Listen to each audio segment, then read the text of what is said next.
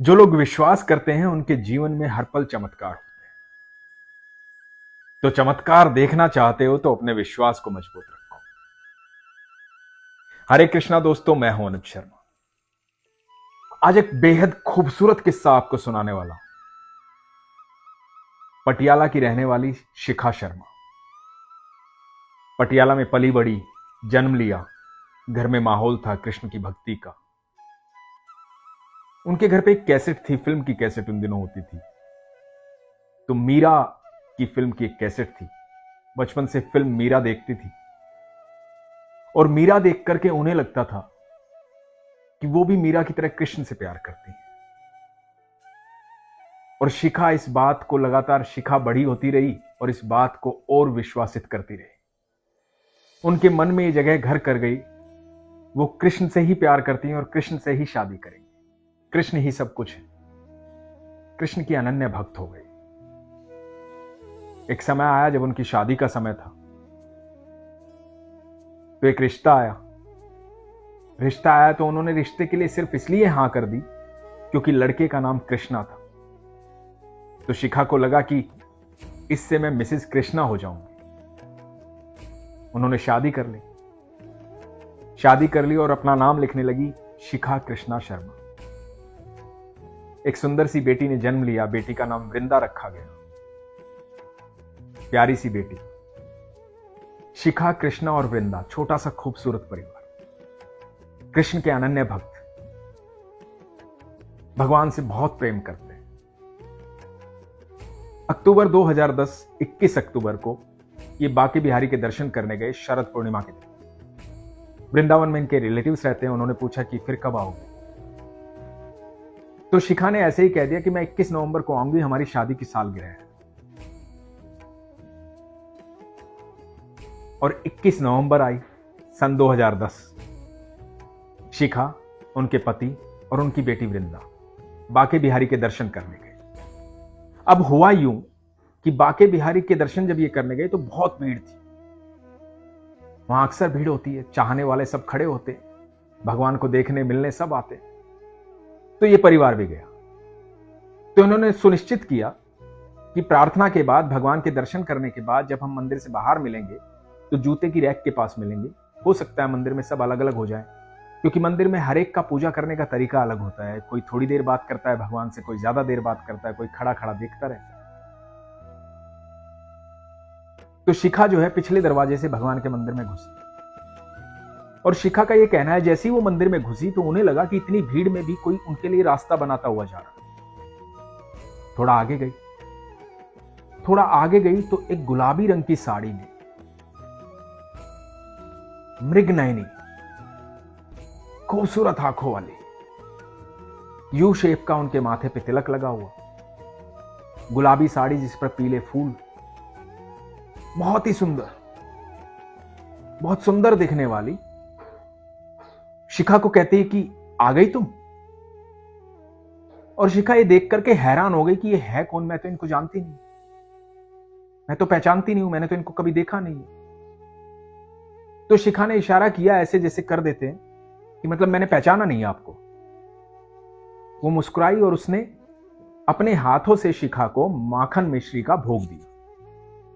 और शिखा का यह कहना है कि जैसे ही माखन मिश्री का भोग उसे दिया, उसकी पूरी बॉडी में शिवरिंग हो गई, शरीर कांपने लगा, एक अजीब सा करंट लगा, स्तब्ध रह गई शिखा। और ये इसी भाव में थी कि वो गुलाबी साड़ी वाली चली गई। और जब शिखा इस भाव से निकली, इधर उधर देखा तो वो कहीं भी नहीं मिली। बड़ी हैरान हो गई कि ये कौन थी। हाथ में माखन मिश्री का भोग, वहां पर एक दान पात्र है, वहां पर खड़ी थी शिखा। और शिखा को याद आया कि पिछले महीने बोल के गई थी कि 21 नवंबर को मैं फिर आऊंगी बांके बिहारी। और शिखा ठाकुर जी से बोली कि तुसी मैनू उड़िक दो, मतलब कि तुम मेरा इंतजार करते हो। और शिखा को यह एहसास हुआ कि भगवान जो है मेरा इंतजार कर रहे थे, इसलिए उसने पूछा कि तू आ गई?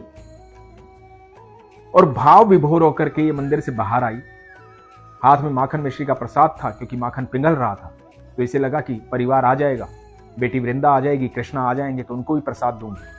तो जूते की रैक के पास आई और आकर के देखा वहां पर वो लोग अभी तक पहुंचे नहीं थे। तो ये इंतजार कर रही थी, लेकिन माखन जो है वो पिघल रहा था। माखन पिघल रहा था तो ये शिखा ने माखन और मिश्री का जो भोग है वो लिया और उसे ग्रहण कर लिया। जैसे ही ग्रहण किया, सामने पति और बेटी वृंदा खड़े हुए।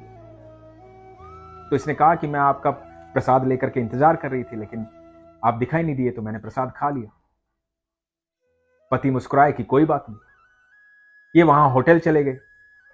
वहां जाके पति ने पूछा क्या बात हुई, कहां खोई खोई है। तो इसने सारा किस्सा बताया शिखा ने। शिखा ने सारा किस्सा वहां बताया, अपने रिश्तेदारों को बताया, अपने मम्मी पापा को बताया, सबको बताया। तो सबने कहा कि हो सकता है कि राधा रानी तुमसे मिलने आई हो। लेकिन शिखा को यह भरोसा नहीं था, शिखा को यह विश्वास नहीं था। शिखा बोली कि नहीं, यू शेप का तिलक था वो, राधा रानी नहीं थी। कौन थी वो, समझ में नहीं आ रहा था। खोई रही उसी भाव में। सारा दिन बीत गया। शाम को फिर दर्शन करने गई बाके बिहारी के, क्योंकि सुबह शिखा ने दर्शन किए ही नहीं थे। वो इस भाव में इतना डूब गई थी कि दर्शन करना ही भूल गई थी। शाम को दर्शन करने गई बिहारी जी के, और आप यकीन मानेगा दोस्तों, जब वो बिहारी जी के दर्शन करने गई, मंदिर में घुसी, भगवान को देखा, और भगवान को देखा कि भगवान उसी गुलाबी साड़ी में पीले फूलों के साथ साक्षात वैसे ही दिख रहे हैं जैसा शिखा ने सुबह देखा था। और शिखा जोर जोर से बाके बिहारी के मंदिर में चिल्लाने लगी कि ये वही है, वही है, वही है जो सुबह आए थे। भाव विभोर हो गई। कभी हंस रही है, कभी रो रही है, भगवान को देख रही है, मुस्कुरा रही है, खुश हो रही है। सारे भाव निकल निकल कर आ रहे हैं। पति ने जोर से पकड़ रखा है क्योंकि लोग देख रहे हैं। और शिखा को लोगों की चिंता नहीं है। शिखा अपने बिहारी को देख रही है, अपने ठाकुर को देख रही है जो सुबह सुबह इनसे मिलके गए थे। बात यहां समाप्त नहीं होती, बात आगे बढ़ती है। समय बीतता है। दिसंबर में शिखा प्रेग्नेंट होती है। 1 महीने बाद इनको पता लगता है कि ये प्रेग्नेंट है। जब वृंदा पैदा हुई थी तो डॉक्टर्स ने कहा था कि दूसरे बच्चे के लिए काफी तकलीफ होगी, दूसरा बच्चा आप प्लान मत कीजिए। शिखा हैरान होती है कि प्रेग्नेंट कैसे हो गई, क्योंकि इनका कोई प्लान नहीं था। वृंदा बड़ी हो चुकी है, 7 साल की हो चुकी है, और इनको खुशी थी कि वृंदा इनके पास। जब पता लगा कि ये प्रेग्नेंट हो गई है तो शिखा ने भागवतम का पाठ किया, पूजा पाठ करने लगी। सब लोग बोलते थे कि लड़की होगी तुझे, और भागवतम में इनको लिखा दिखाई दे रहा था कि मैं आऊंगा। कहीं ना कहीं से मैसेज इनके पास आ रहा था कि मैं आऊंगा, मैं आऊंगा। ये हैरान थी। इनकी जिंदगी में वो अलग दौर चल रहा था। जो भक्त होते हैं ना कृष्ण के, जो प्यार करते हैं कृष्ण से, बाकी लोग उन्हें पागल ही समझते हैं, क्योंकि वो पा लेते हैं उसे।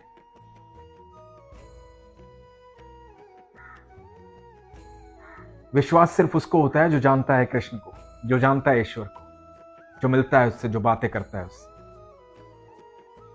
तो शिखा की हालत कुछ ऐसी ही थी, पागलों जैसी, प्रेम में पागल, कृष्ण के प्रेम में पागल।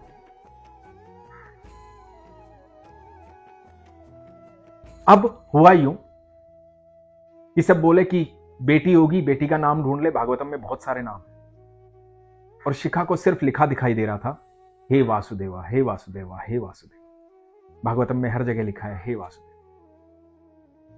तो नाम डिसाइड हो गया था कि बेटा आएगा और नाम वासुदेव रखा जाएगा। अब जब 4-5 महीने बीते, अल्ट्रासाउंड के लिए गई, सोनोग्राफी हुई, तो इसने डॉक्टर से ऐसे ही पूछा, पति और पत्नी दोनों गए थे, पूछा कि ये हुआ कब, क्योंकि हमारा ऐसा कोई प्लान था नहीं, क्या आप बता सकते हैं? तो डॉक्टर ने कहा कि हाँ, मैं आपको तारीख बता सकता हूं आसपास की, बिल्कुल, मतलब जिस दिन हुआ था ये, जिस दिन गर्भ ठहरा था, मैं बता सकता हूं। तो डॉक्टर ने जो तारीख बताई वो तारीख थी 19, 20, 21 नवंबर।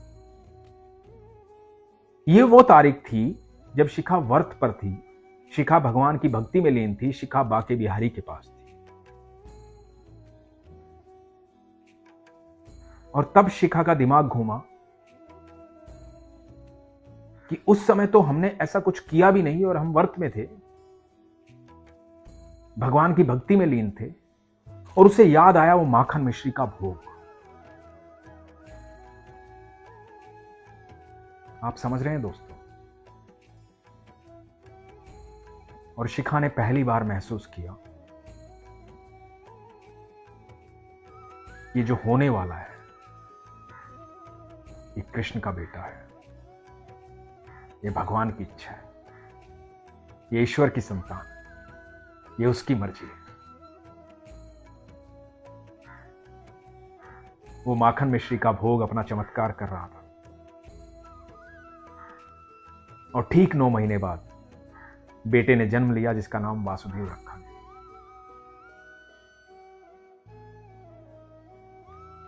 यह अद्भुत किस्सा विश्वास का है, प्रेम का है।